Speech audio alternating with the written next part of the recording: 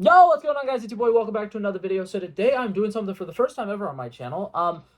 As somebody whose YouTube name is Snacks and Cinema, I've been trying to get a lot more into film videos and trying to do a lot more videos in regards of film-related content. And I really want to kind of like lean into the fact that I really like movies and cinema and stuff like that. And I wanted to partake in a trendy thing that a lot of film YouTubers do, and it is ranking every movie that they've seen in the prior month. So I was gonna do this a little differently, and I was gonna include every movie that I've watched for the first time in the month of May, not including not worrying about whether or not it came out in May. And then I realized my list would have literally nothing to compare it to. Like, what's it called? Other people making their top 10 movies that I watched in May probably won't include the movie The Muppets from Space. So I decided I'm not gonna do that. So I'm just gonna rank movies that I watched this month that came out this month because I think that that's what I'm supposed to do. I did realize I only watched 5 new movies this month. I literally had to like go through and search and figure it out because that felt wrong to me. But I realized the month of May didn't really have a lot of movies in theaters that I thought seemed really interesting. Because what's it called? I was like really shocked by that because I went to the theaters like 6 or 7 times this month. But I saw Guardians of the Galaxy Volume 3 in theaters multiple times. So that's part of the reason why I was like thrown off because I'm like, I've been in the theaters a lot this month. But it was all to see the same movie over and over again. So that being said, I've only watched 5 movies that came out this month. 3 of them were theatrical releases. 2 of them were straight to streaming services. So with no further ado, I'm gonna rank all the movies that I watched in the month of May. Okay, but before I get into that, actually, I do want to go ahead and give a little shout out to a movie that I absolutely loved and originally was actually one of the top 3 on my list, and then I realized, frick, I'm only ranking movies that came out in the month of May. I watched the Tetris movie, this month for the first time, and I thought it was really good. Taron Egerton in that movie was fantastic, and I definitely think that that is one of my favorite movies that have came out on streaming this year. So if you haven't seen that movie, I would definitely recommend go seeing it. But now, with no further ado, coming in at number 5, we have the movie Crater. This was a Disney Plus original. I don't know if like anybody watched this, to be honest. I watched it because, like I said, I'm trying to lean more into like film stuff on my account, and I was looking up movies that came out in May or whatever, and none of the ones that were in theaters really interest me too much because what's it called? They're more like adultish stuff, and I'm not quite at that level where I'm gonna watch like a bunch of adult things. I feel like I need to start with some of the lower level ones, like some of the classics, like Wolf of Wall Street and stuff like that. I still haven't seen. So, when I was looking at movies that came out this year and I saw there was a Disney Plus original, I was like, you know what? I'll give it a shot. It has a really talented young female actress who I can't remember her name right now. I'm gonna throw it up on the screen. Very disappointed in myself that I can't remember her name. I think it's like McKenna Grace or something like that. Very, very talented actress. She was in it. She did really good. Overall, I thought that this movie is actually pretty well written. It's like a classic like little road trip adventure, but instead of the road trip being on Earth, it is up in outer space and it's with a rover that's on the moon. There's a lot of cool like little aspects of storytelling in it, and it did go a little bit darker than I was expecting for a Disney movie that's for kids. And the ending was like actually a very like shocking twist ending, and I thought it was pretty good.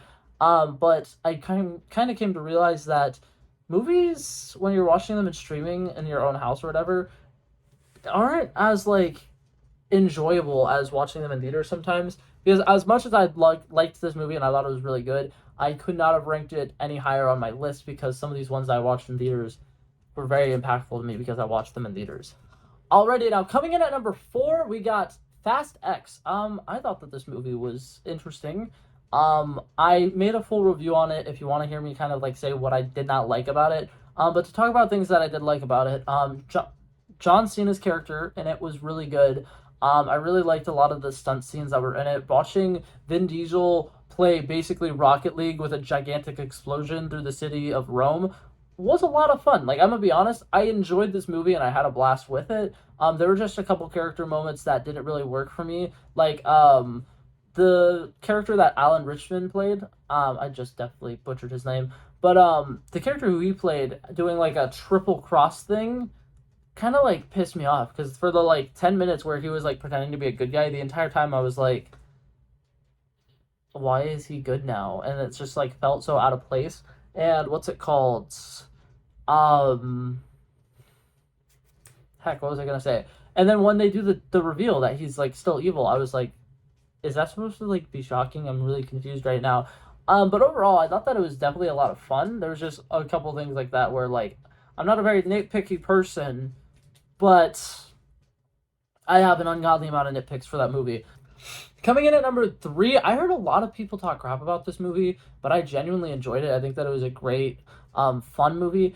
And I don't know if maybe the people who didn't enjoy this is because they did not like it compared to the original. I'm talking about the movie White Man Can't Jump. This was a Hulu original. Like I said, when I was looking at movies to watch, none of the ones in theaters were really like catching my eye, but I saw this one and I've seen a lot of stuff with Jack Harlow talking about like how he's going to be acting in a movie, and a lot of people are like, "Oh my god, he's just using his popularity to get a star role in a movie or whatever." And a lot of people are talking about how they're doubting his acting abilities, and I think that he portrayed the character who he was portraying very, very well. A lot of people were like, "Oh, well, it's easy because he's just playing himself." I don't think that is him at all, because like he's very like flamboyant, more like feminine than you would expect Jack Harlow to be. And I don't know, I think he did really good. And I think that as an acting debut for him, it was very solid. And overall, the movie itself had a lot of great messages, a lot of fun, what's it called? Sets, like, what's it called? They go around in the movie to different pickup games and different little basketball areas all over the town that they live in. And every single, like, different set that they go to is so fun. And it's all very different, unique. I really liked it. I thought it was great. And another thing that I liked about it is the two main characters are chasing the same dream, but doing it on very different paths. And what's it called? Their significant others are also like very powerful women who are very talented and successful, and they're working their asses off to kind of help support their man's dreams. And overall, I thought that it was a very beautiful movie. I thought that it was pretty good. Definitely surprised me for sure, but not as good as the top two. Coming in at number two, this movie literally blew me away. I keep like going to my siblings and being like, "Hey, go watch this movie right now. I want to talk to you about it. Hey, go watch this movie right now. I want to talk to you about it." I'm talking about the Little Mermaid live action movie. Let me tell you something. I was mostly just wanting to watch this movie because the crab is played by Daveed Diggs, who I absolutely love and adore. Um, but Halle Berry absolutely killed her role. Melissa McCarthy, who I was very much doubting, absolutely killed her role. The guy who plays Prince Eric, I don't even know the actor's name because he's so like new and up and coming. He killed it. He did fantastic. The guy who played Triton had such a cool, like, amazing presence to him. This movie was fantastic. If you haven't seen it, I'm not gonna get too much in depth with it because I don't want to spoil it. But it is a very good movie. They stick to the source material incredibly, incredibly well, and I feel like every note that it needed to hit, it hit, and then some. It was very good. All of the new stuff that they added to it was fantastic, and I'm gonna recommend going on Spotify right now and listening to the Scuttle new song because I loved it, and I am adding it to my all of my playlists. Unironically, I thought it was very good. But yeah, that was number two. And coming in at number one, to probably no surprise to literally anybody, Guardians of the Galaxy Volume 3. Personally, I could talk for probably a solid hour about how much I enjoyed this movie and how much I love the trilogy that Guardians of the Galaxy is. But I'm gonna keep it sweet and simple for this. Every single character in an ensemble film like this, where the main poster shows 9 different characters, every single one of them gets a satisfying conclusion. You can't say that about most movies. Like, I feel like in a lot of stories where they have this many people who are all technically main characters, one or two of them is gonna get left out. One or two of them, it's gonna like feel like they were shorted a little bit. But every single one of them had a perfect finale to their character arcs. Drax being, what's it called? Revealed that, he was meant to be a dad, not a destroyer. Was beautiful. Star-Lord finally going and stop running from his past, which is literally one thing that Rocket said to him in this movie is, "Pete, I'm done running." And he kind of like took that to heart. He's like, "I should really stop running as well." A lot of people were giving him advice throughout this movie, and he actually took that advice, and it shows a lot of growth for his character because he has been a very stubborn human being, and I like that in this he's listening to his family. Rocket officially being titled the team leader after basically being one the entire time. Like, he gives so many people different pep talks and always is there for people when people need him, and I feel like he finally got his chance to shine in this movie, and chef's kiss, he did so good. What's it called? Mantis was a very standout character in this movie. Like, that's my thing, is like every single character in this movie killed it. And one of my favorite things about it has to be